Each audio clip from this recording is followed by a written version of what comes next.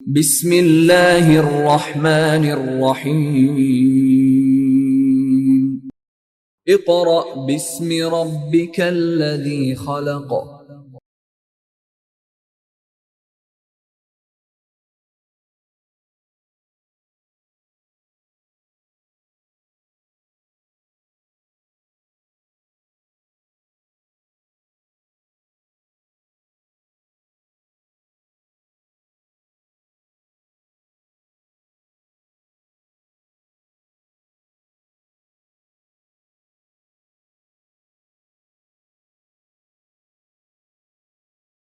बिस्मिल्लाहिर्रहमानिर्रहीम।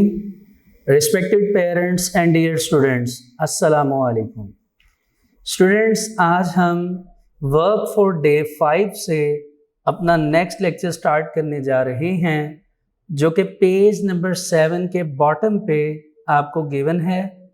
और उस टॉपिक की जो हेडिंग है वो है जी, derivation of the expression for equilibrium constant for general reaction. यानी स्टूडेंट्स, हमने जनरल रिएक्शन के लिए अब डिस्कशन करनी है। एंड मैं आपको ये बताता चलूं कि हमने वर्क फॉर डे 4 में जब law of mass action complete किया था, जो कि एक इम्पॉर्टेंट लॉन्ग क्वेश्चन था, ये उसी की आगे फर्दर डेरिवेशन है।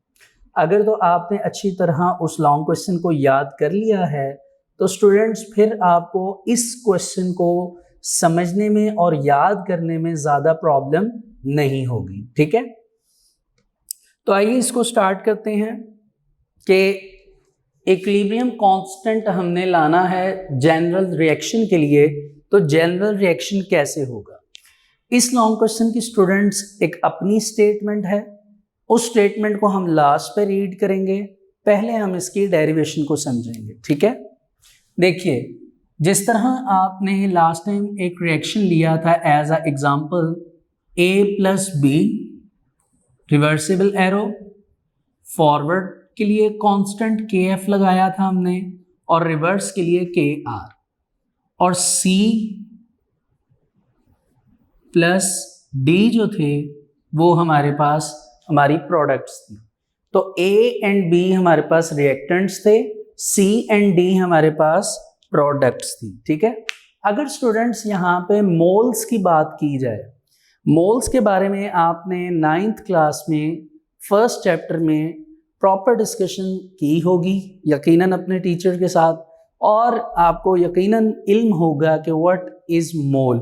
ठीक है, तो यहाँ पे कुछ हम नंबर ऑफ मोल्स की बात करेंगे कि हमारे पास जो रिएक्टेंट्स हैं, इनके रिएक्टेंट्स के पीछे जो वैल्यू लगती है वो बेसिकली इस लॉ में मोल्स कहलाएगी, मोल कहलाएगी। अब B के पीछे फिल वक्त तो 1 है, A के पीछे भी 1 है, same for C and D। तो इसमें थोड़ा सा चेंज लाने के लिए हम स्मॉल अल्फाबेट्स यूज करेंगे। कैपिटल A से पहले स्मॉल a लगा देंगे, कैपिटल B से पहले स्मॉल b, कैपिटल C से पहले small c and capital D से पहले स्मॉल d। बात समझ आई? तो इस टाइम स्टूडेंट्स आपके पास जो स्मॉल अल्फाबेट्स हैं A, B, C and D, ये बेसिकली आपके पास मोल्स हैं। ठीक है, अभी काफ़ी हद तक इसकी डेरिवेशन जो है वो लॉ ऑफ मास एक्शन से रिजेंबल करती है, तो हम इसको ज़रा थोड़ा सा फास्टली परफॉर्म करेंगे। तो जैसा कि हमने उस लॉ में भी स्टार्ट किया था, हमने लिखा था रेट ऑफ फॉरवर्ड रिएक्शन। यहाँ पे भी हमारे पास students rate of forward reaction होगा। ठीक है, जो कि डायरेक्टली प्रोपोर्शनल होगा हमारे रिएक्टेंट्स के। रिएक्टेंट्स को हमने ब्रैकेट में राइट किया था, जो कि रूल था। ठीक है, ऐसे ब्रैकेट में मेंशन कर रहा हूं इस तरह। अब रेट ऑफ फॉरवर्ड रिएक्शन की जो ब्रैकेट्स हैं उसमें हमारे पास रिएक्टेंट्स में capital A and small b आएगा। लेकिन स्टूडेंट्स याद रखिए कि जो मोल्स हैं वो बेसिकली इन रिएक्टेंट्स की ब्रैकेट के ऊपर आके पावर बन जाएंगी। यानी अगर कैपिटल A ब्रैकेट के इनसाइड है, जो कि इन फ्यूचर हम इसको as a numerical value consider करेंगे, तो स्मॉल ए बेसिकली इसकी आकर ब्रैकेट के ऊपर पावर बन जाएगी, ठीक है। इसी तरह स्मॉल बी, ठीक है। अब ये जो पूरा हमने रेट ऑफ फॉरवर्ड रिएक्शन लिखा है इसको हम कैपिटल आर लिखेंगे, दिस इज रेट ऑफ, और स्मॉल एफ इसकी बेस पे लिखेंगे यानी फॉरवर्ड रिएक्शन। तो इस पूरी जो लाइन है इसको हम इस फॉर्म में लिख सकते हैं, डायरेक्टली प्रोपोर्शनल का साइन आएगा, कैपिटल ए उसकी power, capital B, small B उसकी पावर, ठीक है। ये आर एफ जो है ये हमने रेट इंट्रोड्यूस करवाया। अब यहाँ पे हमने कांस्टेंट लेकर आना है, तो कांस्टेंट आने के लिए प्रोपोर्शनल का साइन खत्म होगा, प्रोपोर्शन के साइन की जगह इक्वल लगेगा, और कांस्टेंट जो हमारे पास आता है वो इसका के एफ है, जो कि हमने रिएक्शन में भी देखा हुआ है। और के एफ के साथ हमारे पास सेम ब्रैकेट में कैपिटल ए, उसकी स्मॉल ए पावर, कैपिटल बी, और उसकी स्मॉल बी क्या आ जाएगी, पावर आ जाएगी। तो ये स्टूडेंट्स बेसिकली हमारे पास बन जाएगा रेट ऑफ फॉरवर्ड रिएक्शन, ठीक हो गया जी। इसी तरह स्टूडेंट्स अब हम रेट ऑफ रिवर्स रिएक्शन बनाएंगे। क्या बनाएंगे, रेट ऑफ रिवर्स रिएक्शन। तो आइए उसे बना लेते हैं, रेट ऑफ रिवर्स रिएक्शन। ये क्या होगा जी, it is directly proportional to products. Reverse में प्रोडक्ट्स होती है ना, प्रोडक्ट में हमारे पास सी है और डी है। होपफुली आपको यहां तक समझ आ गई होगी कि ये हमारे पास प्रोडक्ट्स हैं, और स्मॉल अल्फाबेट्स इनकी क्या बन जाएंगी, जो नंबर ऑफ मोल्स हैं वो आके इनकी पावर्स बन जाएंगी। अब उसी तरह जिस तरह हमने इसके रेट के लिए कैपिटल आर और उसकी बेस में एफ को इंट्रोड्यूस करवाया था, इसके रेट के लिए हम कैपिटल आर और स्मॉल आर रिवर्स के लिए इंट्रोड्यूस करवाएंगे। सेम डायरेक्टली प्रोपोर्शनल का साइन लगाएंगे और कैपिटल सी विद ब्रैकेट और स्मॉल सी उसकी पावर, सेम कैपिटल डी और स्मॉल डी उसकी पावर बनाएंगे। फिर स्टूडेंट्स क्या होगा, नेक्स्ट स्टेप में प्रोपोर्शनल का साइन खत्म करने के लिए कांस्टेंट ऐड करवाना पड़ेगा, इक्वल का साइन आ जाएगा, और इसके लिए कांस्टेंट जो हम ऐड करवाएंगे वो हमारे पास पहले से ही गिवन है, वो है कांस्टेंट फॉर रिवर्स के आर, और यहाँ पे हमारे पास सी आ जाएगा, स्मॉल सी उसकी पावर बन जाएगी, टी आ जाएगा और स्मॉल डी उसकी पावर बन जाएगी। इसके पीछे हम कैपिटल आर और स्मॉल आर लिख लेंगे, यानी रेट ऑफ रिवर्स रिएक्शन, ठीक हो गया जी। ये स्टूडेंट्स हमारे पास पहले इतनी डेरिवेशन आ जाएगी। अब हम आगे मूव करेंगे। हमने क्या पढ़ा था, हमने ये पढ़ा था हमेशा जो रेट होता है, rate of forward reaction, rate of forward reaction जो होता है वो हमेशा इक्वल होता है किसके, रेट ऑफ रिवर्स रिएक्शन। यही पढ़ा था ना हमने। अब इन इंग्लिश की लाइंस को अगर रेट की फॉर्म में लिखा जाए तो ऐसे लिखेंगे, यानी R F is equal to R base में आर, ठीक है। अब इनकी वैल्यूज पुट करेंगे तो आर एफ की वैल्यू गिवन है, वो हमारे पास है जी K F, capital A bracket के इनसाइड, स्मॉल ए उसकी power, capital B inside the bracket, small B उसकी power, it is equal to, अब आर आर का रेट ये हमारे पास निकला था तो हम के आर लिखेंगे, कैपिटल सी उसकी पावर सी उसके ब्रैकेट के टॉप पे, कैपिटल डी एंड सेम उसकी पावर डी आ जाएगी, ठीक है। फिर हम इसको क्रॉस करेंगे मल्टीपल, उसके लिए क्या होगा कि सी और डी यानी कैपिटल सी उसकी पावर सी, कैपिटल डी उसकी पावर डी, ये अपनी जगह पर ही रहेंगे, और कैपिटल ए और बी जो है वो बेसिकली इधर आकर डिवाइड हो जाएंगे। तो कैपिटल ए उसकी power small A, capital B उसकी पावर स्मॉल बी, और ये किसके इक्वल हो जाएंगे, के एफ अपनी जगह पर ही था और के आर इसके नीचे आ गया, ठीक है। ये हमारे पास बेसिकली इसका क्या बन जाएगा, रेट बन जाएगा जी, के एफ ओवर के आर, ठीक। अब हम क्या करेंगे, इंट्रोड्यूस करवाएंगे कांस्टेंट, इक्विलिब्रियम कांस्टेंट के सी, इट इज इक्वल टू के एफ ओवर के आर। तो जो के एफ ओवर के आर है उसकी बजाय अब हम के सी लिखेंगे। तो अगले स्टेप में यही होगा कि हम लिखेंगे K C is equal to capital C, उसकी पावर सी आ जाएगी, कैपिटल डी उसकी पावर डी आ जाएगी, कैपिटल ए उसकी पावर स्मॉल ए आ जाएगी, कैपिटल बी उसकी पावर स्मॉल बी आ जाएगी। तो ये बेसिकली स्टूडेंट्स हमारे पास के सी बन जाएगा, जो कि हमारी हेडिंग थी कि के सी मीन्स इक्विलिब्रियम कांस्टेंट। के सी का पहले भी आपको प्रीवियस लेक्चर में बताया था, इक्विलिब्रियम कांस्टेंट किसे कहते हैं, के सी। के सी किसके लिए, फॉर जनरल रिएक्शन। तो ये हमारे पास बेसिकली स्टूडेंट्स पूरा जनरल रिएक्शन है जिसको हमने यहाँ तक कंप्लीट किया। और फिर एक बात मैंने आपको बताई थी कि केसी जब भी हमने लिखना होता है,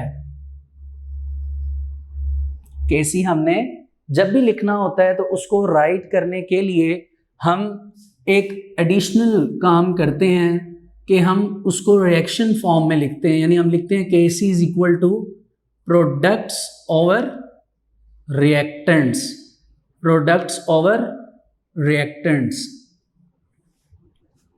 ठीक हो गया जी। ये मैंने आपको लास्ट टाइम एडिशनल करवाया था कि सी डी यहाँ पे बेसिकली क्या चीज़ है, प्रोडक्ट, और ए बी क्या चीज़ है, रिएक्टेंट। तो हम K C is equal to products over reactants लिख सकते हैं। ठीक है जी। अच्छा, ये स्टूडेंट्स आपके पास जनरल रिएक्शन की डेरिवेशन थी। अब हम इसकी पहले स्टेटमेंट को देखेंगे, फिर इसको आगे लेकर चलते हैं जी। बुक के पेज नंबर 7 पे आ जाइए।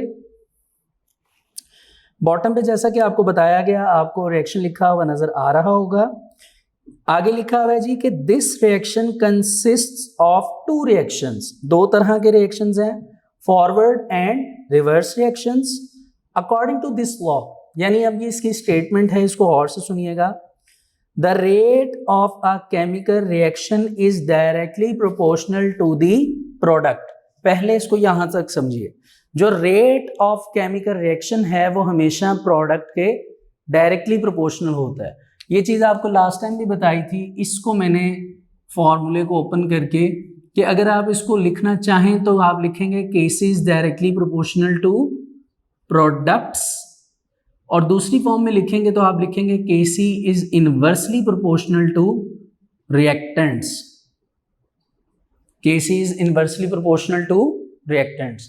तो आप इस चीज को गौर करें कि इक्विलिब्रियम कांस्टेंट में, इक्विलिब्रियम कांस्टेंट आने से पहले हम ये कह सकते हैं कि हमारा जो इक्विलिब्रियम कांस्टेंट होता है वो उतनी ही बड़ी वैल्यू उसकी होगी जितनी प्रोडक्ट्स की वैल्यू क्या होगी, ज्यादा। आगे कहते हैं जी, of the molar concentrations of its reactants. और ये मोलर कंसंट्रेशंस यानी वैल्यूज होंगी जो कि बेसिकली रिएक्टेंट्स की होंगी। क्यों? रिएक्टेंट्स की वैल्यूज होंगी कुछ ना कुछ, तब ही क्या बनेंगी, प्रोडक्ट्स बनेंगी। आगे कहते हैं raise to power equal to their number of moles. इनके ऊपर रेज का मतलब ऊपर वाली सतह पर इनके पावर्स को लगाया जाएगा जो इक्वल होंगी उनके नंबर ऑफ मोल्स के। तो नंबर ऑफ मोल्स हमेशा मैंने आपको बताया था, जो आपकी रिएक्शन में न्यूमेरिकल वैल्यू होगी वो A B C and D होगी, और नंबर ऑफ मोल्स इसके पीछे लगेंगे small A, small B, small C and small D. ठीक है।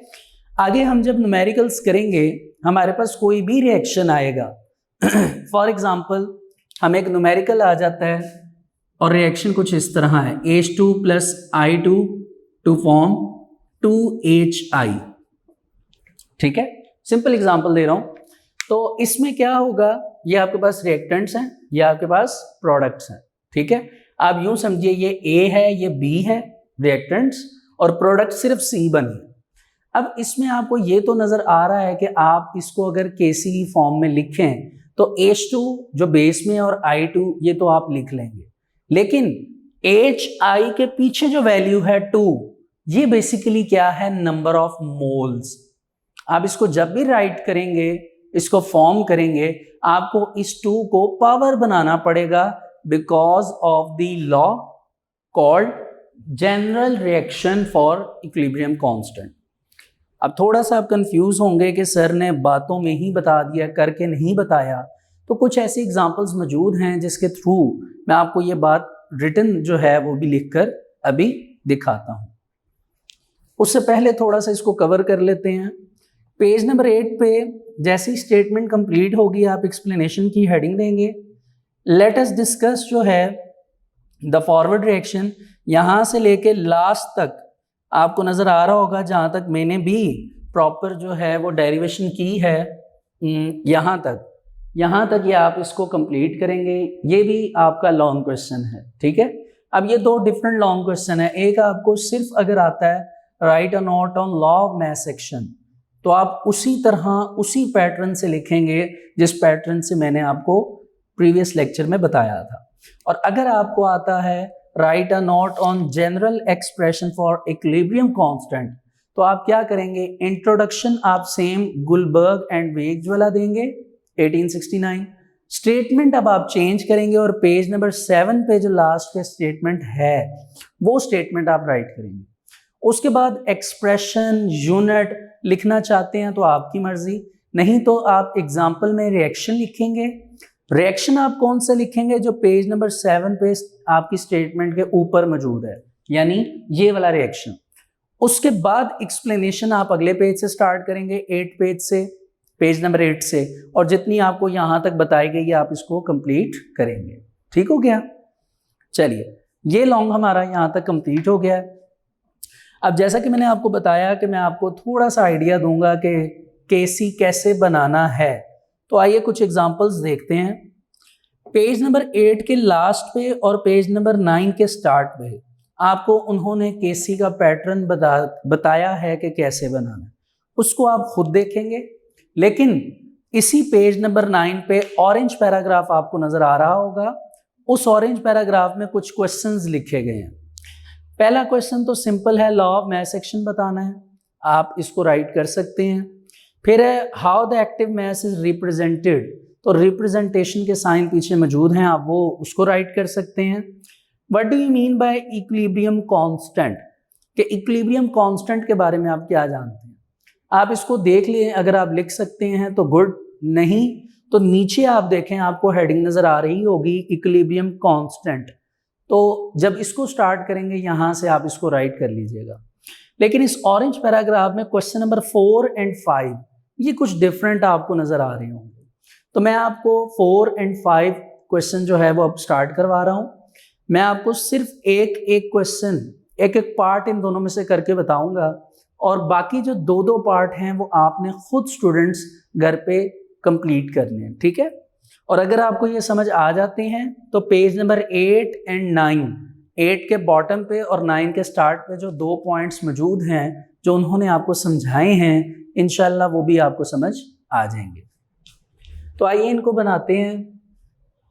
अच्छा, इसको इरेज कर देते हैं, इस साइड को लें जी। ऑरेंज पैराग्राफ है ये पेज नंबर 9 पे, तो इसको मैं स्टार्ट कर रहा हूं। Page number 9, question number 4, part 1, ठीक है। क्वेश्चन क्या है जी 4 पे पार्ट 1 का, वो देखते हैं। पहले क्वेश्चन सुन लें। कहते हैं point out the coefficients of each, point out करना है आपने कोएफिशिएंट्स को, ठीक है, in the following hypothetical reaction. Hypothetical का मतलब कि ये ओरिजिनली नहीं है, ये सपोज किया गया एक रिएक्शन है। तो कैसे लिखा हुआ है जी ये reaction, 2A + 3B to form 4C + 2D, ये आपके पास एक रिएक्शन है।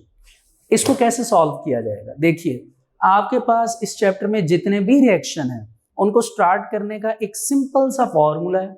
वो फॉर्मूला मैंने आपके सामने ये राइट किया। इसको आप, मैंने पहले भी कहा था, कॉपी कर लें। हर केमिकल रिएक्शन को राइट करते वक्त उसका सोल्यूशन निकालने पर आपको सबसे पहले ये फॉर्मूला लिखना है। ये फॉर्मूला राइट करने पर आपको बहुत सी मदद मिल जाएगी। तो इस फॉर्मूले से स्टार्ट करते हैं। Kc = products over reactants. जैसे ही आप ये चीज लिखेंगे तो आपको समझ आ जाएगी कि आपने Kc अगर निकालना है तो आप ऊपर प्रोडक्ट्स लिखेंगे, और नीचे रिएक्टेंट्स लिखेंगे। तो आइए देखते हैं इनको राइट कैसे करेंगे। बुक के क्वेश्चन के अकॉर्डिंग आपने कोएफिशिएंट्स बनाने। तो बेसिकली इस टाइम आपके पास प्रोडक्ट 4C एंड 2D है। इसमें जो 4C है आप ब्रैकेट ओपन करेंगे, C को ब्रैकेट में रखेंगे, लेकिन जो 4 है उसको आप पावर बना देंगे, क्योंकि मैंने आपको पहले बताया था कि बेसिकली जो वैल्यू पीछे मौजूद होगी ये एक्चुअल में आपके नंबर ऑफ मोल्स हैं। इस रिएक्शन को आप यूं समझें कि ये अगर कैपिटल A है आपका जो लिखा हुआ है, तो स्मॉल a इसके साथ मौजूद है यानी 2। अगर ये B मौजूद है तो इसके साथ 3 क्या है, स्मॉल b। इसी तरह रिएक्शन आ जाएगा, अगर ये C मौजूद है कैपिटल तो 4 इसके साथ क्या होगा, स्मॉल c। और D अगर आपके पास है कैपिटल तो 2 इसमें क्या होगा, स्मॉल d। अब होपफुली आपको समझ आई होगी कि ऐसा कैसे हो रहा है। अब C तो 4 हो गया, अब D के साथ क्या करेंगे, आप ब्रैकेट ओपन करेंगे, D लिखेंगे और 2 जो है वो उसकी आप पावर बना देंगे। इसी तरह A जो है वो आप ब्रैकेट में लिखेंगे और A के पीछे जो वैल्यू है वो उसकी पावर बन जाएगी यानी 2। और फिर आप B लिखेंगे और B पर 3 जो है वो उसकी क्या बन जाएगी, पावर। तो बेसिकली ये आपके पास इसकी हाइपोथेटिकल इक्वेशन का आंसर आ जाएगा KC का, और ये आपका आंसर। ठीक है जी, एक मैंने कर दिया है, बाकी 2 आप करेंगे, B एंड C वाले। फिर नीचे आपके पास क्वेश्चन नंबर 5 है, वो ये कहते हैं कि राइट द इक्विलिब्रियम कांस्टेंट। आपने KC निकालना है और एक्सप्रेशंस आपको गिवन है। 3 क्वेश्चन है आपके पास, 1, 2 एंड 3। ठीक है, इसमें 3 वाला थोड़ा सा लेंथी है, वो मैं आपको बता देता हूँ, C पार्ट। लें जी, अब मैं क्वेश्चन नंबर 5 का पार्ट नंबर 3 करने जा रहा हूं और वो क्वेश्चन कुछ इस तरह है, 2SO2 plus O2 to form 2SO3। ठीक है जी, यानी sulphur dioxide plus oxygen to form sulphur trioxide. कैसे करेंगे, सेम सिंपल लॉजिक, यहीं से स्टार्ट करेंगे। आप लिखेंगे KC is equal to products over reactants. ठीक है, अब प्रोडक्ट्स आपके पास क्या हैं, सल्फर ट्राइऑक्साइड। आप ब्रैकेट ओपन करेंगे, SO3 को ब्रैकेट के इनसाइड लिखेंगे और जो पीछे वैल्यू मौजूद है नंबर ऑफ मोल्स पे, वो स्क्वायर उसका बन जाएगा। इसी तरह नीचे आपके पास सल्फर डाइऑक्साइड है SO2 और उसके पीछे लगा हुआ 2 नंबर ऑफ मोल्स पे, उसकी पावर बन जाएगी। सेम इसी तरह ऑक्सीजन O2 है, उसकी बेस में 2 है, वो ऐसे ही आ जाएगा। नंबर ऑफ मोल्स पे कुछ भी नहीं है तो कुछ भी नहीं आएगा। ठीक है, ये आपके पास यहाँ पे आंसर आ जाएगा। ठीक है, और इसको आप क्या नाम देंगे, KC is equal to this. ले जी स्टूडेंट्स, कुछ हद तक आपको होपफुली समझ आ गया होगा कि हमने न्यूमेरिकल्स को कैसे करना है। अगर तो आपको यहाँ तक ये बात समझ आई है तो आप ये समझिए कि आपको 50% न्यूमेरिकल करना आ गए हैं। ठीक है, अच्छा, इसके बाद आप स्टूडेंट्स काइंडली अपनी एक्सरसाइज में आइए, पेज नंबर 18 पर एक्सरसाइज में आपको शॉर्ट क्वेश्चंस करवाए गए थे फर्स्ट 3। तो 4th क्वेश्चन जो है वो हमारा कंप्लीट हो चुका है। How is dynamic equilibrium is established. इसका आंसर आपको पेज नंबर 6 में जो कैरेक्टरिस्टिक्स हैं डायनेमिक इक्विलिब्रियम की, उसमें पहली प्रॉपर्टी, जो पहली कैरेक्टर है, वो इस क्वेश्चन का आंसर है। फिर अगला क्वेश्चन है, why at equilibrium state reaction does not stop. इसी की प्रॉपर्टीज डायनेमिक इक्विलिब्रियम में जो सेकंड वाली प्रॉपर्टी है वो इसका आंसर है। फिर है जी, why is equilibrium state attainable from either way. ठीक है, इसमें कुछ एडिशन करनी पड़ेगी, लेकिन इसी की कैरेक्टरिस्टिक्स में चौथा पॉइंट है और इसमें कुछ एडिशन होगी। वो एडिशन आप अगर इसको राइट करेंगे तो आपको खुद ही अंदाज़ा हो जाएगा, उसको लिख लीजिएगा। नहीं तो आप वीडियोस के लास्ट पे व्हाट्सएप नंबर गिवन होता है, उस पर आप पूछ सकते हैं, आपको उसका आंसर मिल जाएगा। अच्छा, उसके बाद स्टूडेंट एक क्वेश्चन है, अगर आप देखें क्वेश्चन नंबर 8 एंड 9, 7 मैं आपको बाद में बता दूंगा। 8 एंड 9 को अगर आप देखें तो क्वेश्चन नंबर 8 में कहता है जी डिराइव इक्विलिब्रियम कांस्टेंट। इसी तरह इक्विलिब्रियम कांस्टेंट बनाना है। एक एक्सप्रेशन मौजूद है for the synthesis of ammonia from nitrogen and hydrogen, यानी आपने अमोनिया बनाना है फ्रॉम नाइट्रोजन एंड हाइड्रोजन। अब सवाल ये है कि अमोनिया हम कैसे बनाएंगे हाइड्रोजन एंड नाइट्रोजन से, तो इसके लिए स्टूडेंट्स एक रिएक्शन हमें पहले क्रिएट करना पड़ेगा। तो याद रखें, अगर हमारे पास N2 नाइट्रोजन है प्लस हमारे पास हाइड्रोजन है H2, तभी हम क्या बना सकते हैं, अमोनिया। और अमोनिया का फॉर्मूला होता है NH3। ये हम एक्सरसाइज का कौन सा क्वेश्चन कर रहे हैं जी, 8वां क्वेश्चन। मैं यहाँ पे लिख रहा हूँ एक्सरसाइज क्वेश्चन नंबर 8। अच्छा, अब ये कैसे होगा, देखिए रिएक्शन लिखा हुआ है, पहले देखें क्या ये रिएक्शन बैलेंस है, नहीं। मुझे कैसे पता चला, ये देखें ये N2 है, ये H2, इसमें 2 लगा हुआ है, 2 नाइट्रोजन, जबकि इधर नाइट्रोजन 1 है। इसको 2 करने के लिए अगर मैं इसके पीछे 2 लगा देता हूँ, नाइट्रोजन तो 2 हो जाएंगे, लेकिन हाइड्रोजन कितने हो जाएंगे, 6। अब हाइड्रोजन को 6 करना है तो इसके पीछे 3 लगा दिया जाएगा, तो ये भी क्या हो जाएंगे, 6 हो जाएंगे। अब आप इसका Kc बना सकते हैं उसी तरह, Kc is equal to products over reactants. Products इस मर्तबा आपके पास हैं NH3, ठीक है, और पीछे जो नंबर ऑफ मोल्स में 2 है वो उसकी पावर बन जाएगी। इधर आपके पास N2 एज इट इज आ जाएगा, पावर कोई नहीं है। इधर आपके पास H2 आ जाएगा और पावर 3 बन जाएगी। ये आपका क्वेश्चन नंबर 8 का आंसर है, ठीक है। इसी बेस पे आपको क्वेश्चन नंबर 9 दिया गया है। आपने क्वेश्चन नंबर 9 को भी एज इट इज होमवर्क में करना है। 9 क्वेश्चन आप दे सकते हैं, उसके 2 पार्ट्स हैं, 1 एंड 2। आपने इसको होमवर्क में करना है, ठीक है। सो स्टूडेंट्स, आज का लेक्चर काफ़ी इंटरेस्टिंग था। इसमें हमने कुछ न्यूमेरिकल से जो है वो बातचीत की, आप यूँ कह लीजिए, कुछ न्यूमेरिकल्स को समझने की कोशिश की, एंड होपफुली आपको ये लेक्चर अच्छी तरह समझ आया होगा। मैं आपको फिर रिकॉल करवा दूंगा, पेज नंबर 9 पे ऑरेंज पैराग्राफ में क्वेश्चन नंबर 4 उसका सेकंड एंड थर्ड पार्ट, और क्वेश्चन नंबर 5 उसका फर्स्ट एंड सेकंड पार्ट, ये और इसके साथ एक्सरसाइज का क्वेश्चन नंबर 9, ये आपका होमवर्क है। इनको अगर आप खुद परफॉर्म करेंगे तो इंशाल्लाह ये आप परफॉर्म कर सकते हैं, अगर आपने ये 3 क्वेश्चंस जो मैंने आपको करवाए हैं, अगर आपने इनको अच्छी तरह समझा है।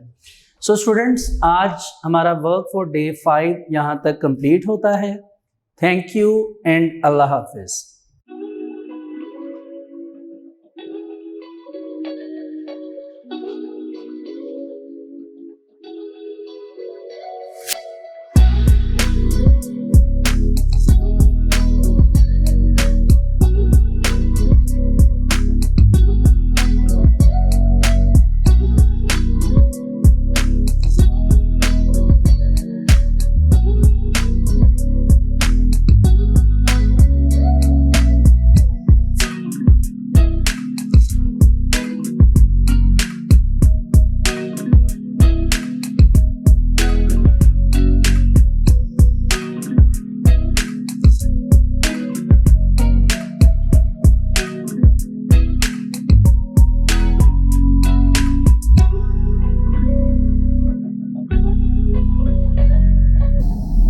बिस्मिल्लाहिर्रहमानिर्रहीम। Respected parents and dear students, अस्सलामु अलैकुम।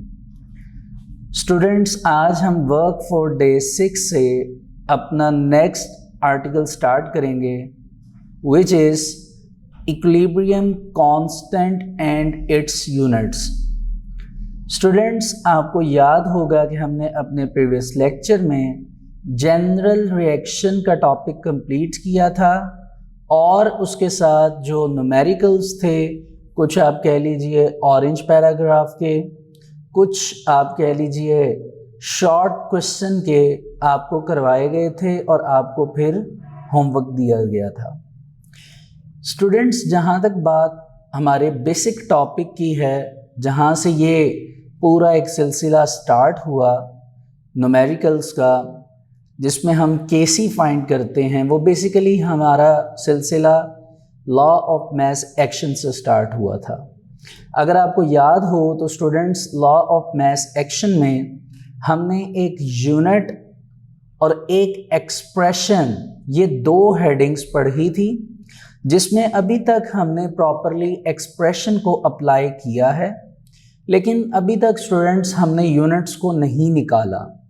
तो आज के वर्क फॉर डे 6 में इंशाल्लाह हम यूनिट निकालना सीखेंगे और उसके साथ साथ एक्सरसाइज के जो न्यूमेरिकल्स हैं और कुछ इंटरनल न्यूमेरिकल्स आप कह लीजिए जो प्रॉब्लम्स हैं 9.1, 2 एंड 3, उनको आज के लेक्चर में कवर करेंगे। तो आइए इसको स्टार्ट करते हैं। पहली बात जो आपके सामने आर्टिकल मेंशन किया गया है वो है इक्विलिब्रियम कांस्टेंट। पहले हम इक्विलिब्रियम कांस्टेंट के बारे में पढ़ेंगे और फिर हम यूनिट्स की तरफ मूव करेंगे। स्टूडेंट्स, लास्ट टाइम भी आपको बताया गया था कि इक्विलिब्रियम कांस्टेंट को केसी से रिप्रेजेंट किया जाता है। ठीक है, किससे रिप्रेजेंट किया जाता है? केसी से। हमने जनरल डेरिवेशन में जो एक प्रॉपर आपने पढ़ा है लॉन्ग क्वेश्चन, उसमें आपको याद होगा हमने एक स्टेटमेंट जो थी वो रीड की थी, और वो स्टेटमेंट पेज नंबर 7 के लास्ट से और 8 के स्टार्ट में मौजूद है, जिसमें आपको याद होगा कि हमने नंबर ऑफ मोल्स को पावर बनाया था। ऐसा ही है। तो स्टूडेंट्स, उसी से रेलिवेंट ये जो इक्विलिब्रियम कांस्टेंट है, इसकी यूनिट की डेफिनेशन है, इक्विलिब्रियम कांस्टेंट जो है इसकी डेफिनेशन है। डेफिनेशन को समझने से पहले हम इसका जो फॉर्मूला है उसको समझेंगे। तो आइए मैं आपके सामने वो फॉर्मूला राइट करता हूँ और साथ साथ आपको बताने की कोशिश करता हूँ। तो केसी का फॉर्मूला क्या बनता है जी? देखिए, product of the concentration of products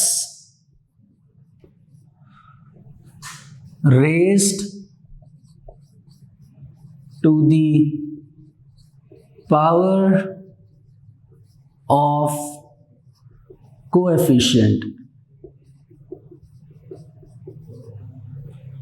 over, यानी डिवाइड का साइन यहाँ पे आ जाएगा। देखिए, ये जो डिवीजन का साइन अभी आपके सामने बनाया गया है, इसको रेशो भी कहा जाएगा। ठीक है, तो बुक पे अगर आप देखिए डेफिनेशन तो आपको नज़र आएगा वो डेफिनेशन में क्या है, गौर से देखें।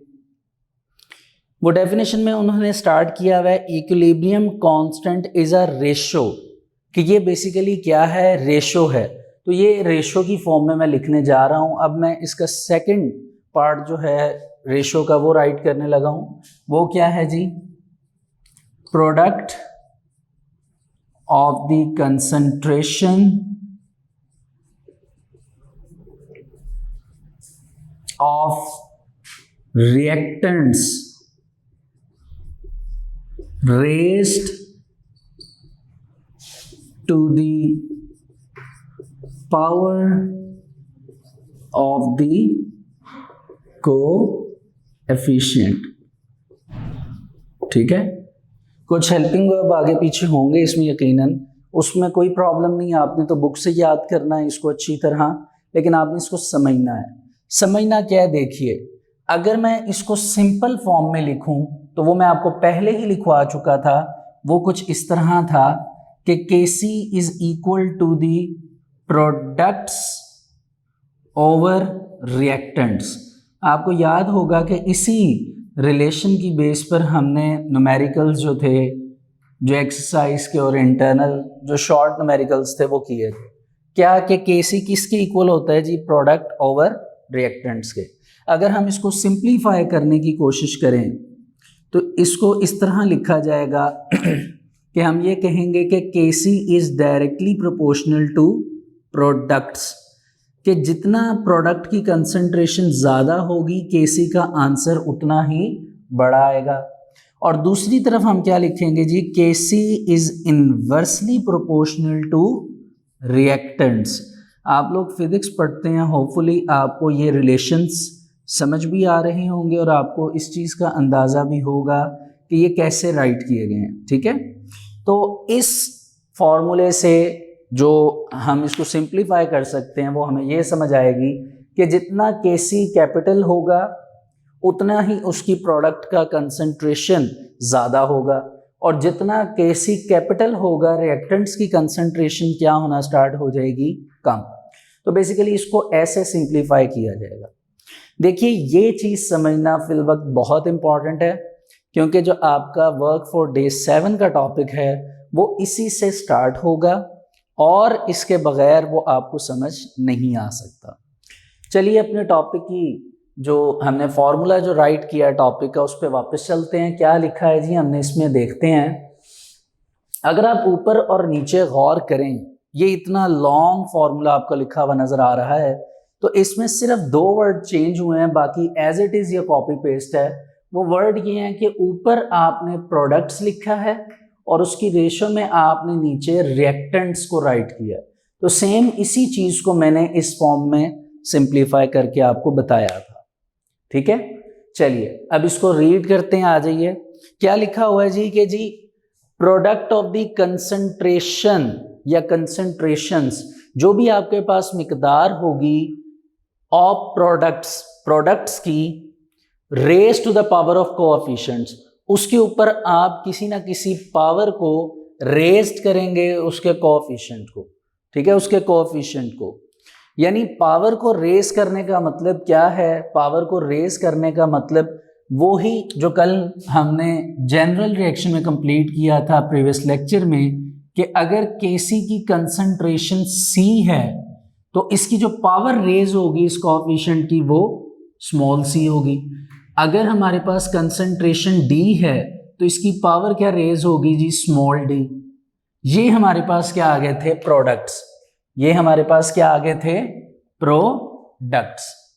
इसी तरह नीचे देखिए तो product of concentration of reactants, यानी जो रिएक्टेंट्स की मिकदार है, product of the concentration of reactants raise to the power of coefficient, यानी उसके ऊपर भी क्या होगी, पावर को रेज किया जाएगा।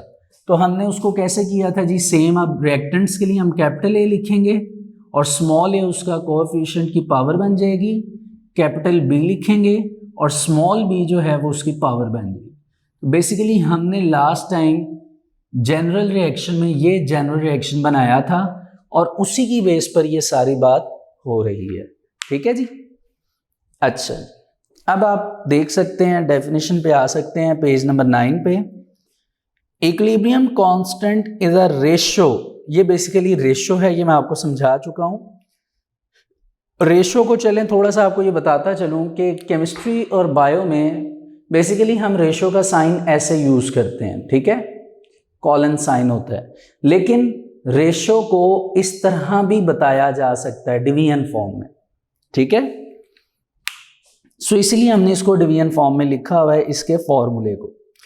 Equilibrium constant is a ratio, किस चीज की रेशो है जी, of the product of concentration of products की जो मिकदार हैं उनकी raise to the power of coefficient, जिनके ऊपर जो है वो पावर रेज्ड की गई है, to the product of concentration of reactants, और फिर डिवीजन फॉर्म में जो चीज आ जाएगी वो हमारे पास रिएक्टेंट्स होंगे, raise to the power of coefficients, और उनके ऊपर भी क्या पावर की जाएगी, रेज्ड की जाएगी, मीन टू से उनके ऊपर पावर लगाई जाएगी। सेम ये आपके पास बेसिकली मैंने केसी बना दिया है। अगर इसको थोड़ा सा आपको मजीद समझाना चाहूँ, वैसे तो आपको ये होपफुली अभी तक समझ आ गया होगा, तो वैसे इससे पहले रिएक्शन को राइट करना चाहिए। रिएक्शन क्या था, capital small A capital A plus small B capital B, K F forward direction, K R reverse direction, small C capital C, small D capital D. ठीक है, तो ये बेसिकली आपके पास क्या थे, रिएक्टेंट्स, तो ये आ गए। और इनके पीछे जो नंबर ऑफ मोल्स थी वो आके इनके कोएफिशिएंट्स की क्या बन गई, पावर्स बन गई। सेम फॉर रिएक्टेंट्स, ठीक है। तो ये स्टूडेंट्स है आपका Kc यानी इक्विलिब्रियम कांस्टेंट। नीचे फॉर्मूला आप देख सकते हैं। अब आप आगे आ जाइए, कहते हैं it is conventional to write the products as numerator and reactants as denominator. Numerator and denominator ये वर्ड आप मैथमेटिक्स में अच्छी तरह जानते हैं। जो चीज़ ऊपर होती है उसको नोमिनेटर कहते हैं और जो चीज़ नीचे होती है उसको डिनोमिनेटर कहते हैं। By knowing the balanced chemical equation for reversible reaction we can write the equilibrium expression. अगर हमारे पास कोई इस तरह की इक्वेशन मौजूद है, ठीक है, तो इसका एक्सप्रेशन, केमिकल एक्सप्रेशन जो होगा, इक्विलिब्रियम एक्सप्रेशन, इस फॉर्म में हम राइट कर सकते हैं। Thus we can calculate the numerical value of Kc। और अगर वैल्यूज गिवन है मोलर कंसंट्रेशंस की, यानी C, D, A, B की जगह वैल्यूज गिवन हैं, तो उनकी भी हम कैलकुलेशन कर सकते हैं। उसके बारे में आगे लिखा हुआ है उन्होंने, by putting actual equilibrium concentrations of the reactants and the products, ठीक है। The value of Kc depends only on temperature। इस लाइन को अंडरलाइन करिए, ये एक इंपॉर्टेंट MCQ भी है। क्या कि आपने ये चीज़ याद रखनी है कि Kc हमेशा किस चीज़ पर डिपेंड करता है, टेम्परेचर पे। हम जितने भी न्यूमेरिकल्स करेंगे उन न्यूमेरिकल्स में टेम्परेचर की बहुत ज़्यादा इंपॉर्टेंस है। उसको हम न्यूमेरिकल प्रॉब्लम्स में यूज़ तो नहीं करेंगे, लेकिन टेम्परेचर की बेस पर ही केमिकल रिएक्शन परफॉर्म होता है, ठीक है। ये चीज़ आपने याद रखनी है और टेम्परेचर आप देंगे तभी जाके आपका एक स्पेसिफिक Kc का आंसर आएगा। टेम्परेचर से रेलिवेंट पूरी डिटेल की डिस्कशन जब हम लेक्चर 7 में जाएंगे, वर्क फॉर डे 7 में, वहाँ पे आपको टेम्परेचर के बारे में फिर बताया जाएगा। अच्छा जी, it does not depend on the initial concentrations of the reactants and the products. यानी Kc जो है वो प्रोडक्ट्स और रिएक्टेंट्स की इनिशियल वैल्यूज पे डिपेंड नहीं करता, सिर्फ टेम्परेचर पे डिपेंड करता है। अब आगे वो कहते हैं जी फ्यू प्रॉब्लम्स हैं जिनको हम सॉल्व करते हैं और आपको क्लियर करते हैं, ठीक है। तो आइए हम भी उन प्रॉब्लम्स को देखते हैं। उन प्रॉब्लम्स के ज़रिए हम क्या मेजर करेंगे, यूनिट्स। क्या चीज़ मेजर करेंगे, यूनिट्स, ठीक है।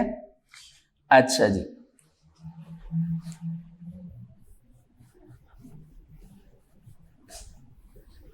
लेकिन स्टूडेंट्स जो प्रॉब्लम्स हैं उसमें पहली जो सबसे सिंपलेस्ट फॉर्म में प्रॉब्लम है, आप उसे इक्वेशन कह लें नंबर 1, वो है जी H2 + I2 to form 2HI। ये आपके पास एक इक्वेशन है।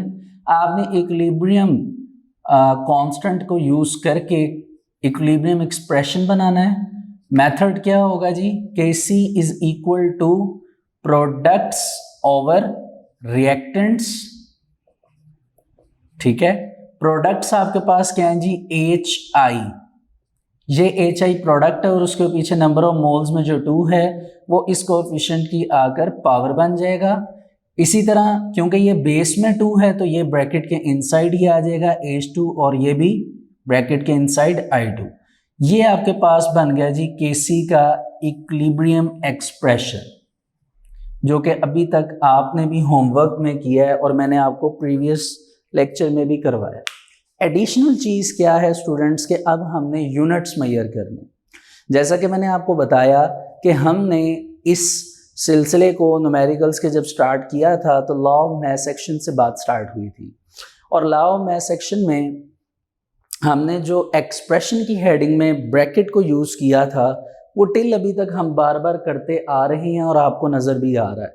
लेकिन जो वहाँ पे हमने यूनिट की बात की थी, मोल DM पर क्यूब, वो अभी तक यूज़ नहीं हुआ। तो आइए मैं आपको उसका यूज़ करना बताता हूँ। तो पहले तो आप इसको मेजर करने के बाद यूनिट्स की हेडिंग देंगे, ठीक है। यूनिट्स आपने निकालने किसके हैं जी, यूनिट्स आपने इस एक्सप्रेशन के निकालने। तो हम यहाँ पे डायरेक्ट लिखेंगे Kc = देखिए HI जो है ये हाइड्रोजन आयोडाइड एक ही आपके पास कंपाउंड है, ठीक है। तो इस एक का यूनिट ब्रैकेट के इनसाइड हम लिखेंगे मोल DM पर क्यूब, और बाहर स्क्वायर है तो 2 आ जाएगा। इसी तरह इस ब्रैकेट के इनसाइड जो भी वैल्यू है उसका यूनिट भी क्या होगा, मोल DM पर क्यूब। सेम नेक्स्ट का भी यही यूनिट होगा, मोल DM पर क्यूब, ठीक है। ऊपर नीचे स्टूडेंट सेम वैल्यू हो तो वो कट जाती हैं, ये प्लस में है ये प्लस में, मतलब सेम है, ये 2 टाइम्स है, ये 1 टाइम इसके साथ और 1 टाइम इसके साथ कट जाएगा। तो इस टाइम हमारे पास केसी का कोई भी आंसर नहीं आएगा, तो हम कहें जी केसी हैज़ नो यूनिट्स, कि इसके कोई भी यूनिट्स नहीं हैं, ठीक है। ये हमारा इसका आंसर आ जाएगा। ये आपको मैंने एक न्यूमेरिकल जो है वो करके बताया, सिंपल है, कोई इसमें मुश्किल नहीं है।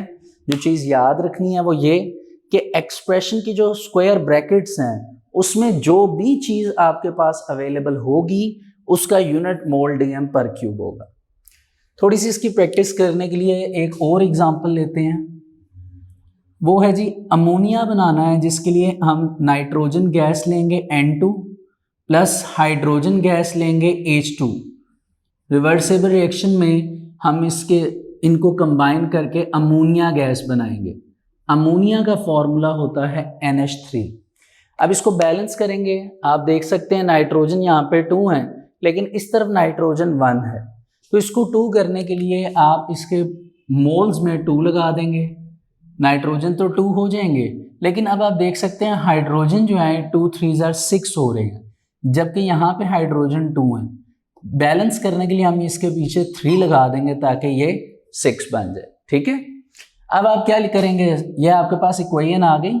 हमेशा आप सबसे पहले Kc यानी इक्विलिब्रियम कांस्टेंट एक्सप्रेशन राइट करेंगे। वो क्या होता है जी, Kc is equal to products over reactants, ठीक है। चलिए अब हम इनको पुट करना स्टार्ट करते हैं। प्रोडक्ट्स क्या है हमारे पास स्टूडेंट्स, NH3, उसकी जो नंबर ऑफ मोल्स में 2 है वो आके इसका स्क्वायर बन जाएगा।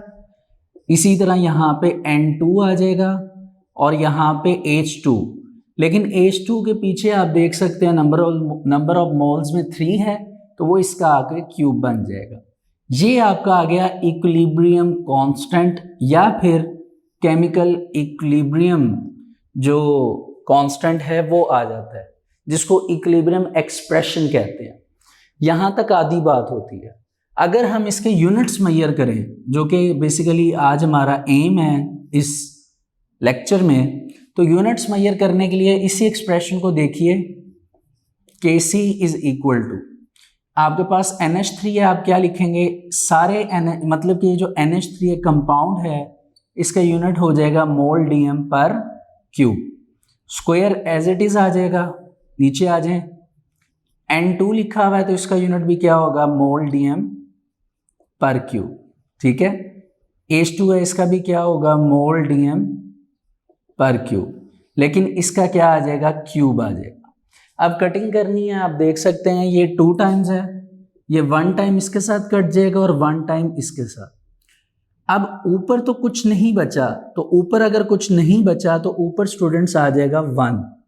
नीचे ये 3 टाइम्स था, 1 टाइम कट गया तो कितने टाइम्स बचा, 2 टाइम्स, तो हम लिखेंगे मोल DM पर क्यूब का स्क्वायर, ठीक है जी। अब अगले स्टेप में क्या करेंगे, स्क्वायर से इनकी वैल्यूज को मल्टीप्लाई कर देंगे।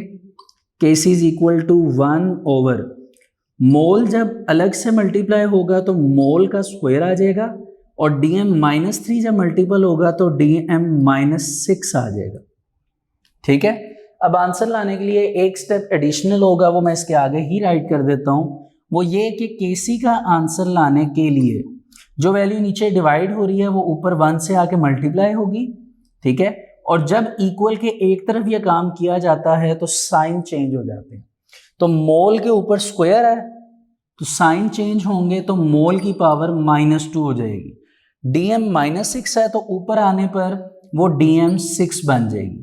तो बेसिकली ये आपका इसके यूनिट्स निकल आएंगे, किसके, अमोनिया के, ठीक है। थोड़ी सी प्रैक्टिस है, आप ये करेंगे तो इंशाल्लाह आपको ये बात समझ आना शुरू हो जाएगी। चलिए, ये हमारे स्टूडेंट्स हो गए दो, कह लीजिए मिनी न्यूमेरिकल्स कह लीजिए, जिसकी हमने दो चीज़ें फाइंड की, एक इक्विलिब्रियम एक्सप्रेशन और दूसरी क्या चीज़ हमने फाइंड की इसमें स्टूडेंट्स, यूनिट्स को। ठीक है, अच्छा, पेज नंबर 10 पे जहाँ तक मैंने रीडिंग की थी उसके नीचे आपको ये दोनों होते हुए नज़र आ रहे होंगे। आप अगर देखें तो प्रॉब्लम 9.1 से पहले यही काम हुआ है। ठीक है, अच्छा जी, अब प्रॉब्लम 9.1 में आए, थोड़ी सी चीज़ें ऐड हुई हैं और आज ये कंप्लीट हो जाएगा, वाइंड अप आपको समझ आ जाएगा कि न्यूमेरिकल्स को कैसे लेके चलना है। तो देखिए प्रॉब्लम 9.1 को कहते हैं when hydrogen react with iodine at 25 degree Celsius to form hydrogen iodide. Statement आपको पढ़ना आनी चाहिए, रिएक्शन उन्होंने आपको दे दिया है, यहाँ तक तो बात समझ आती है जी, ये वही रिएक्शन है ये वाला। लेकिन अब चेंजेस क्या है कि उन्होंने इस मर्तबा H2I2 और 2HI या HI को वैल्यूज़ दे दी हैं, न्यूमेरिकल वैल्यूज़ जो आपको लिखी हुई नज़र आ रही हैं, 0.05, 0.06, 0.49। आपने क्या करना है, इन वैल्यूज़ को इस एक्सप्रेशन में ऐड करना है। अब आप पेज नंबर 11 पे देखें तो उन्होंने ऐड किया हुआ और सॉल्व करके आंसर निकाला है 8.0, लेकिन उस 8.0 के साथ उन्होंने कुछ भी नहीं लिखा। क्यों? क्योंकि हमने यूनिट्स निकाले हैं इस एक्सप्रेशन के और हमें पता चलता है कि इसके कोई भी यूनिट नहीं है। आपने क्या करना है कि बुक पे जहाँ पे 8.0 नहीं 80 है, उस 80 के साथ आप लिख देंगे नो यूनिट, जिससे ये चीज़ रिप्रेजेंट होगी कि इसका यूनिट नहीं है। इसी तरह 9.2 को आप खुद देख लीजिएगा, ज़रा मैं लास्ट पे सिर्फ आंसर बताऊंगा आपको। आप आंसर देखें 0.286, लेकिन उसके साथ उन्होंने यूनिट मेंशन कर दिया जिसका आंसर मोल की पावर -2 DM6 है, जो कि हमने यहाँ पे मेजर किया। तो ये बेसिकली उस आंसर के यूनिट्स निकालने का तरीका है जो कि इतना है। ठीक है, इसको आप देख लीजिए। इसी तरह 9.3 है। ठीक है, अच्छा, इसके बाद स्टूडेंट्स अगर आप एक्सरसाइज में आइए तो एक्सरसाइज में आपके पास जो क्वेश्चंस हैं एक्सटेंसिव लॉन्ग क्वेश्चंस में, यकीनन आपने खुद तो रीड कर ही लिए होंगे। सेकंड लॉन्ग क्वेश्चन अगर आप देखें तो मैक्रोस्कोपिक कैरेक्टरिस्टिक्स पूछी गई हैं डायनामिक इक्विलिब्रियम की। तो 5 कैरेक्टरिस्टिक्स आपने याद की हुई हैं, इसमें आप वही मेंशन कर देंगे। क्वेश्चन नंबर 3 जो है ये law of mass action with general derivation है, जो कि आपको मैंने वैसे भी बता दिया था कि ये लॉन्ग क्वेश्चन है, तो इस क्वेश्चन में आप वो लॉन्ग कंप्लीट करेंगे। अब आ जाइए नीचे न्यूमेरिकल्स में। इस टाइम मैं आपकी एक्सरसाइज सिंप्लीफाई कर लेते हैं, एक्सरसाइज के न्यूमेरिकल्स में हूँ। मैं आपको स्टूडेंट सिर्फ इन न्यूमेरिकल्स की हिंट दे सकता हूँ, सॉल्व आप इनको खुद करेंगे। ठीक है, और अगर आपको सॉल्व करने में कोई प्रॉब्लम आ रही हो तो होपफुली इस वीडियो के लास्ट पे आपको एक नंबर नज़र आएगा, उस नंबर पर आप टेक्स्ट मैसेज करके या आप वॉइस मैसेज करके पूछ सकते हैं जो भी आपको न्यूमेरिकल से रेलिवेंट प्रॉब्लम आए। ठीक है, न्यूमेरिकल करने की सीक्वेंस क्या है वो मैं एक दफ़ा बता दूं, फिर मैं स्टार्ट कर देता हूं। सबसे पहले केमिकल रिएक्शन का होना बहुत ज़्यादा ज़रूरी है, उसी बेस पे आप उसका इक्विलिब्रियम एक्सप्रेशन का फॉर्मूला लिखेंगे और इक्विलिब्रियम एक्सप्रेशन बनाएंगे। अगर वैल्यूज़ गिवन होंगी तो वैल्यूज़ पुट करके आप केसी का आंसर निकाल लेंगे। फिर आप नीचे जाएंगे, यूनिट्स की हेडिंग देके यूनिट्स को खुद मेजर करेंगे। जो यूनिट्स का आंसर आएगा उसको आप केसी के आंसर, जो भी आपकी वैल्यूज़ का आंसर आया था न्यूमेरिकल वैल्यूज़ का, वहाँ पे उस यूनिट को लिख देंगे। बेसिकली इस न्यूमेरिकल को करने का ये तरीका है। बुक में बहुत कम यूनिट्स जो हैं वो उन्होंने निकाल कर बताए हैं, तो इसलिए कोशिश करें कि अगर आपको मेथड आ गया है तो आप खुद रिएक्शंस लिख के प्रैक्टिस करें। ठीक है, तो जैसा कि बताया गया एक्सरसाइज का पहला न्यूमेरिकल, तो आपने न्यूमेरिकल की स्टेटमेंट को गौर से पढ़ना है। आपके पास न्यूमेरिकल की स्टेटमेंट में कहा गया है कि आपके पास डाई नाइट्रोजन ऑक्साइड, ये पहला न्यूमेरिकल है। N2O, 2N2O die nitrogen oxide, और ये डिकम्पोज हो रहा है। डिकम्पोज यानी स्प्लिट हो रहा है, टूट रहा है, और टूटने पर नाइट्रोजन एंड ऑक्सीजन गैस बना रहा है, यानी 2N2 प्लस O2। ये आपका केमिकल रिएक्शन है। सिंप्लीफाई करना है, इससे इक्विलिब्रियम एक्सप्रेशन बनाएं, आप बना लेंगे, ये प्रोडक्ट ऊपर आ जाएंगी, रिएक्टेंट्स नीचे आ जाएंगे। फिर अगले पेज पे देखिए, उन्होंने इनकी कंसंट्रेशंस प्रोवाइड की हैं और कंसंट्रेशंस के साथ यूनिट लिखे गए हैं जो कि तीनों सेम हैं।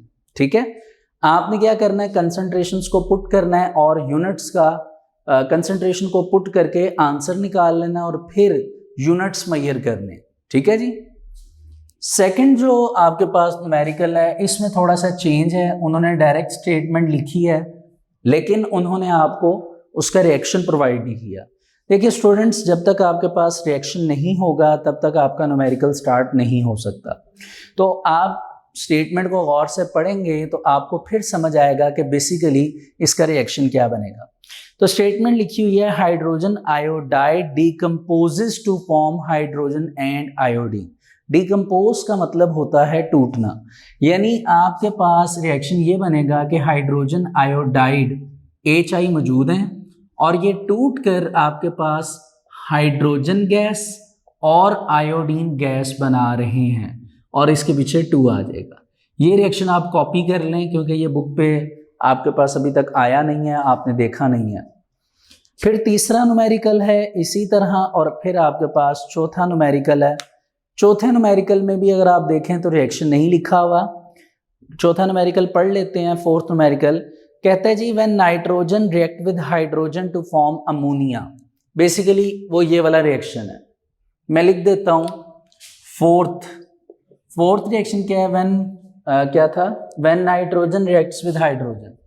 ये नाइट्रोजन है, ये रिएक्ट करेगा हाइड्रोजन के साथ टू फॉर्म अमोनिया। अमोनिया क्या था, NH3। बैलेंस आपके सामने थोड़ी देर पहले किया, इधर 2 आ जाएगा इधर 3। ये रिएक्शन भी कॉपी कर लें। अब देखिए ना, मैंने आपको पहले यूनिट्स निकाल के दिखा दिया, तो अब आपको इस न्यूमेरिकल के यूनिट निकालने की ज़रूरत नहीं है। सेम इस न्यूमेरिकल के भी यूनिट निकले हुए हैं। रिएक्टेंट की जगह प्रोडक्ट आई हैं, प्रोडक्ट की जगह रिएक्टेंट आए हुए हैं, लेकिन आंसर में यूनिट्स नहीं निकलेंगे। 2 तो हो गए, पीछे बचे 2 न्यूमेरिकल्स। उन 2 न्यूमेरिकल्स के यूनिट्स आप निकालेंगे। ठीक है, थोड़ा सा उनमें चेंज भी होगा क्योंकि अभी तक आपने देखा जितने हमने न्यूमेरिकल्स किए हैं इनमें KC हमने फाइंड करना था, लेकिन बीच में 1 या 2 न्यूमेरिकल ऐसे हैं ये जिनमें KC की वैल्यू गिवन होगी, कोई दूसरी चीज़ आपने फाइंड करनी होगी।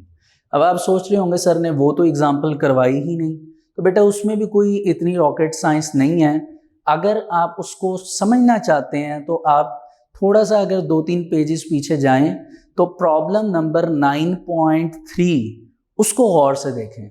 उसमें KC की वैल्यू गिवन दी गई है लेकिन किसी दूसरी जो कंसंट्रेशन है उसके बारे में पूछा गया है। ठीक है, मैं बल्कि सामने 9.3 जो आपकी प्रॉब्लम है वो मेंशन कर देता हूं। प्रॉब्लम 9.3 उसका रिएक्शन कुछ इस तरह है, PCl3 plus Cl2 to form PCl5। Question में कहा गया जी फाइंड PCl5। ले जी क्वेश्चन इस दफा ये डिफरेंट है कि PCl5 करना है आपने फाइंड। आपको तो KC बनाना आता है तो आप KC बनाएंगे, equilibrium constant KC is equal to PCl5 ऊपर आ जाएगा। ठीक है, और नीचे आप क्या लिखेंगे, PCl3 Cl2। ऐसे ही है ना। अब क्या होगा, KC की वैल्यू गिवन होगी, PCl3 की गिवन होगी, Cl2 की गिवन होगी। आप नीचे वाली 2 वैल्यूज को ऊपर ला के मल्टीप्लाई करेंगे तो PCl5 आ जाएगा। सिंपल। ठीक है, इसमें कोई इतना मुश्किल नहीं है। आपने मैथमेटिक्स का आपका सब्जेक्ट है, फिजिक्स का सब्जेक्ट है, तो आप इसको ज़्यादा जल्दी गेन कर सकते हैं। सो स्टूडेंट्स, आज के लिए बस इतना ही। होपफुली लेक्चर इंटरेस्टिंग था, आपको समझ आया होगा। फिर भी मैं आपको एक एडवाइस करूंगा, जैसे कि पहले भी की, कि अगर आपको कोई भी प्रॉब्लम आती है relevant to numericals specifically, then you have to contact us. ठीक है, इस वीडियो के लास्ट में आपको वो नंबर मेंशन नज़र आएगा एडमिनिस्ट्रेशन का, आप वहाँ पे मैसेज कर सकते हैं। सो आज का लेक्चर यहाँ तक हमारा कंप्लीट होता है, वर्क फॉर डे 6। इंशाल्लाह next time work for day 7 से मुलाकात होगी। अभी के लिए अल्लाह हाफिज़।